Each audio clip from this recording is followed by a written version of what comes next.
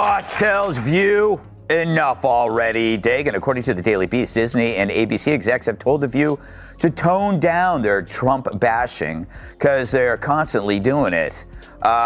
Should they, though? I mean, isn't this their brand now? They got nothing left. If you take that away, what do they have? Greg Gutfeld just went nuclear on The View, and not in a quiet, classy way. Nah, he served up flames hotter than Florida pavement in July, all while Disney's CEO was reportedly breathing down the show's neck with one chilling message: wrap it up or we will. It wasn't just a roast, it was a full-on public grilling. Gutfeld turned that threat into comedy so brutal even Mickey Mouse would have called for backup. So what pushed Disney over the edge? And how did Gutfeld turn this boardroom threat into a punchline that had the whole internet watching? The owner of ABC News and daytime talk show The View is now the subject of a new report claiming CEO Bob Iger is urging the show's host to tone down their criticism of President Donald Trump. Always want us to be respectful and do the things and talk about the stuff we talk about. We can do all of that. But when you are blatantly giving the country the middle finger, that is blatant. You're not supposed to do that. You're not supposed to take the plane. Don't you think when he lets these white Africans in and claims that's giving the middle finger? Buckle up, because this drama is meatier than a $20 turkey leg at Magic Kingdom. Here's the tea. When the House of Mouse starts swinging its cancellation wand, it's usually over some half-baked cartoon flop or a Marvel flick that tank harder than a roller coaster drop. But this time, the glittery axe was aimed squarely at daytime TV's drama queens. The View, yeah, that table of overtanned, overpaid chatterboxes finally went too far. We're talking so far, the envelope didn't just get pushed, it boomeranged back and smacked them right in the filler. And get this, these are the same women who used to waltz through controversy untouched, basically gift-wrapped in Disney's corporate bubble wrap. But now, suddenly, the executives were panicking harder than a tourist who lost their kid at Epcot. Something shifted, and Greg Gutfeld, he smelled blood in the boardroom. Apparently, the formula of 5 loud ladies in designer heels shouting over lattes about which celebrities should be canceled this week ain't exactly pulling in record-breaking numbers anymore. Shocker, right? Turns out a glorified brunch brawl on live TV might not be the holy grail Disney hoped would save their media empire. And just as the ratings dipped lower than a clearance bin Disney DVD, who struts in? Greg Gutfeld, Fox News' sarcasm sniper. The man's entire persona is built like a roast machine. Think Gordon Ramsay with less yelling and way more eye rolls. And the second he caught wind of Disney's soft threat cancellation vibes, he didn't flinch, he thrived. Nothing. As if the show is some delightful chit-chat fest without the political talk. Yeah. Oh, it's just a lullaby and a shot of Dickel. Yeah. If they're not ripping on Trump. Here's Joy. She's going to share her feminine hygiene routine and tell you how to prevent your old tatas from going down and having a picnic with your belly button. Gutfeld didn't just clap back. He lit the whole stage up like the 4th of July. He basically turned The View into the Hindenburg of daytime TV. Bloated, burning, and full of nothing but hot air. And the best part? He never had to say it outright. Gutfeld's roast game isn't about screaming. It's all smirks, slick jabs, and enough side-eye to trigger a UV warning. You could feel the disrespect dripping from every punchline. He didn't just roast the show, he served it up on a silver platter, seasoned with petty and dipped in disdain. He pulled the curtain back on a show that's been fronted for years pretending to be the voice of women, when half the audience just tunes in to see who's going to snap next. Delusions of grandeur? Please. It's more like daytime drama in a dollar store tiara, as long as those ladies keep thinking in sync like backup dancers at a woke rally. Dunking on the same politicians and vibing off their own moral superiority echoing through that ABC studio. Watching The View feels like getting trapped in a group therapy session where nobody shuts up, everybody interrupts, and the therapist left mid-session to star in Real Housewives of Burbank. It's chaos, manufactured chaos, with a glam squad and a teleprompter. It's like a cross between The View and Hee Haw. Except hoo-ha.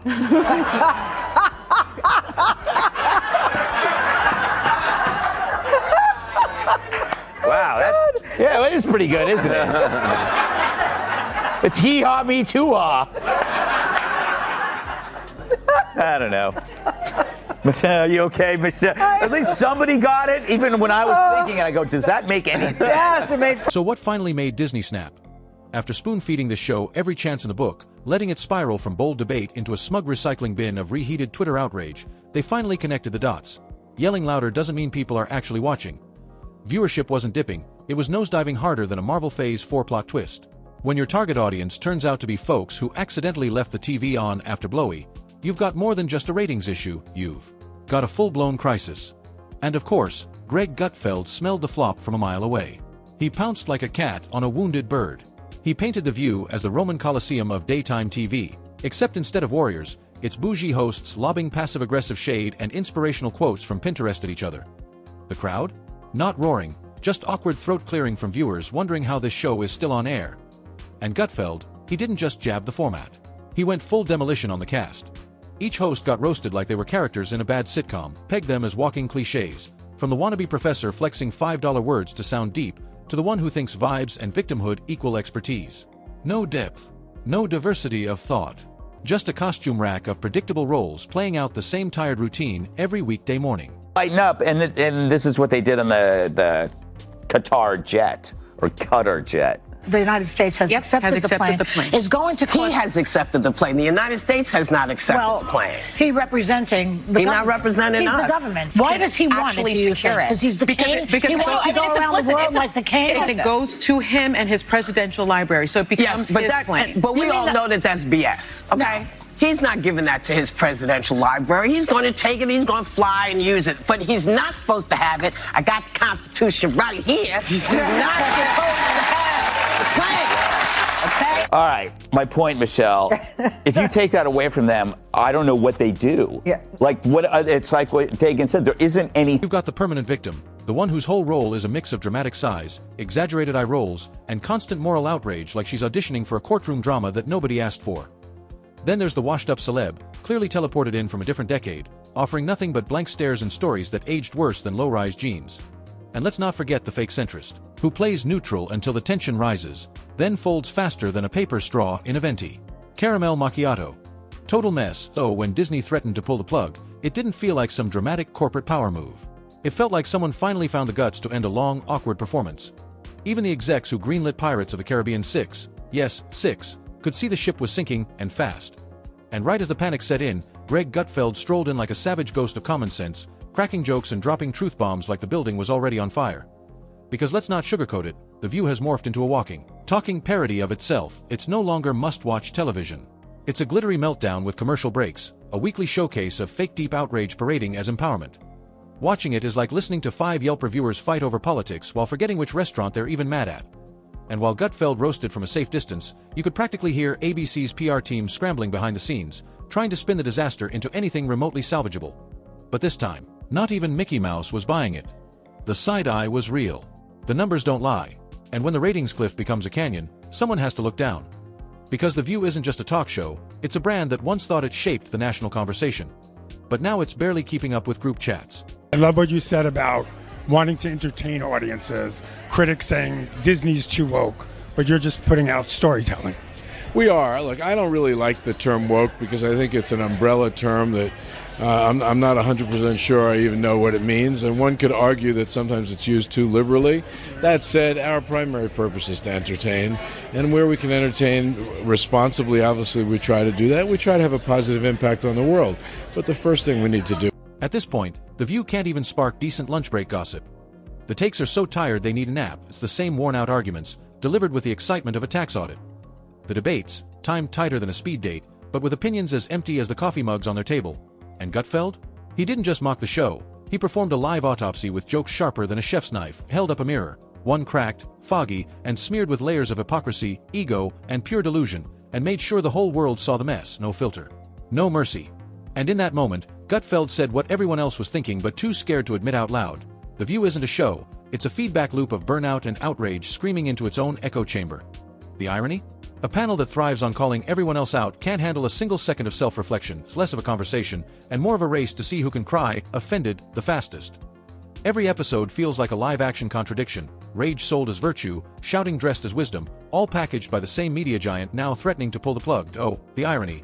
And don't get it twisted. This isn't about politics, it's about performance. What it reminds me of, Joey, is that it's like, it is a microcosm of the Democrat Party. If you look at The View, it's tightly wound and miserable, largely female, hallucinating. Sausage maker Johnsonville is recalling more than 42,000 pounds of pork sausage for possible contamination with plastic fibers. Fortunately, authorities were able to track all 42,000 pounds to a single location in New York City.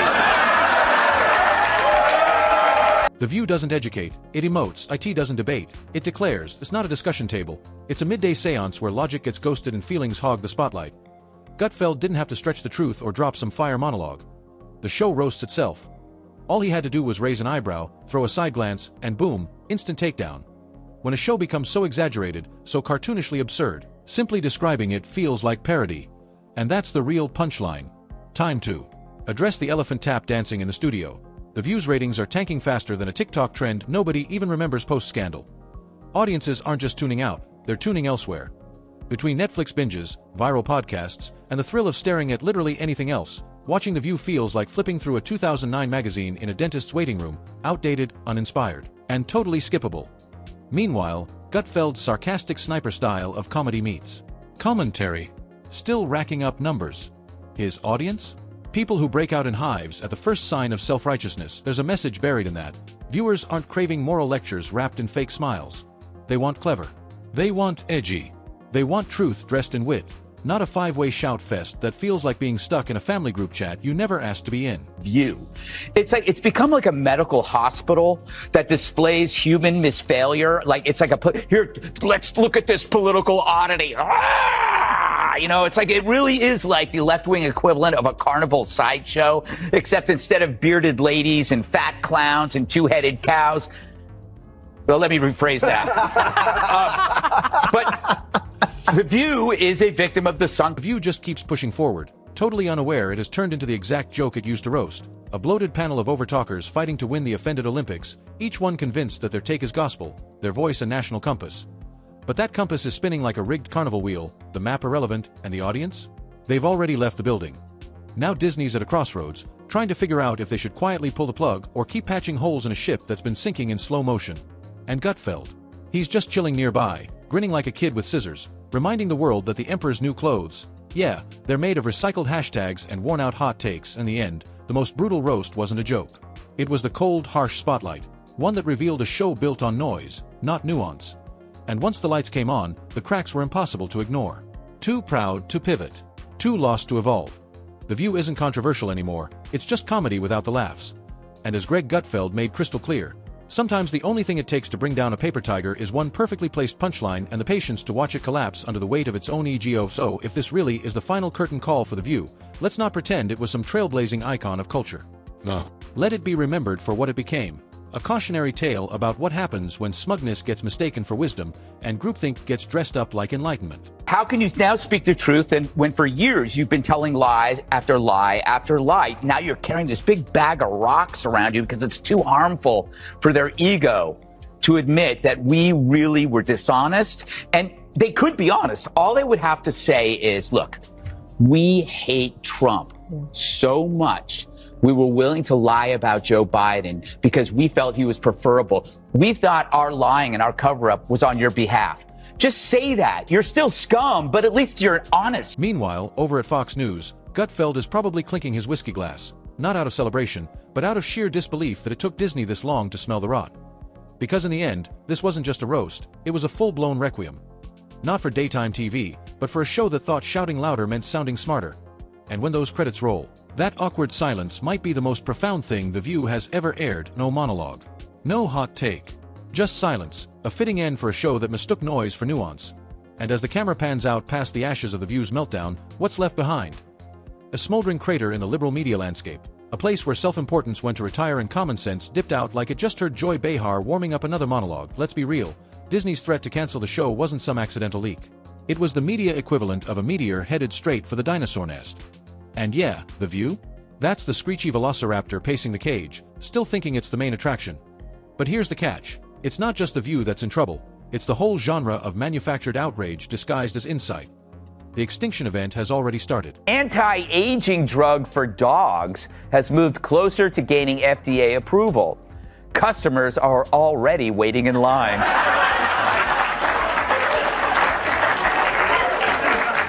No, it's nothing personal. We just saved money using the same picture 3 times. The View has become the poster child for a genre that seriously thinks groupthink is some kind of bravery badge, that acting holier than thou makes for compelling TV, that whoever shouts the loudest automatically wins the moral high ground. It's the kind of environment where the more offended you look when someone mentions free speech, the more credible you suddenly become.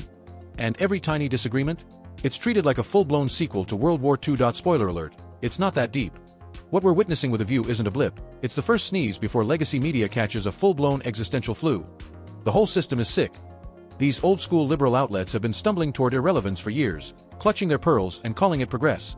But eventually, even the loudest echo chamber caves in, especially when nobody's left on the other side to echo back. Cackle.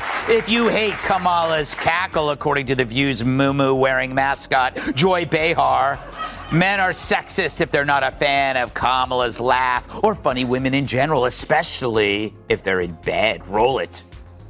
What really ticks me off about him, though, is this laughing Kamala remark. It's such a sexist remark because a guy I was with over the weekend, a friend of mine, they said Kamala's laugh annoys me. Remember they said that about Hillary's laugh, that she was cackling.